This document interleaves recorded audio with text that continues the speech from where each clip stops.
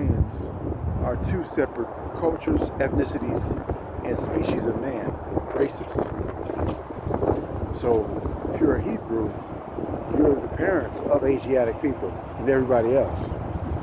The difference also is the theory, the notion, the truth about us being God's people. Meaning that we were created literally by God and not by some architected experiment. Now, also understand that this is supposedly also what God looks like, is a Hebrew human being. So there's jealousy, there's envy, and there's strife there because the Asiatic doesn't look like God. That's the notion. But let's also look at it from a standpoint of differences. The Hebrews are much different than the Asiatic people. And you have to look even throughout history. There were wars, even with the empires of the Moors, with Asiatic people. Okay? So, that's why there's racism there. The similarities is not there. The jealousy and insecurities is there as well, due to the mutation of the darker hue and the lighter hue. See, now that's another thing. See, when you look even at Hebrew human, you're talking really about medium brown. Well, more than that, it goes into the Hebrew meaning of child of God.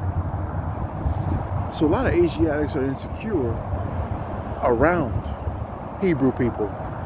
It's also another notion that Hebrews were originally a perfect species, so a so-called master race, according to what the history said, the golden era of humanity, to where we didn't make any mistakes. That's one of the notions as well, that ideology of perfection. But also, you have to also look at it from a standpoint of if somebody doesn't feel that they measure up to somebody who is, again, quote unquote superior in every way. We know that the Hebrew people are very, very gifted. The Asiatic, like every other race of man, has learned what they know from Hebrew people. And we learned it, of course, from Almighty God. So that's the reason why Asiatics and Hebrews don't get along. The Hebrews are in the minority.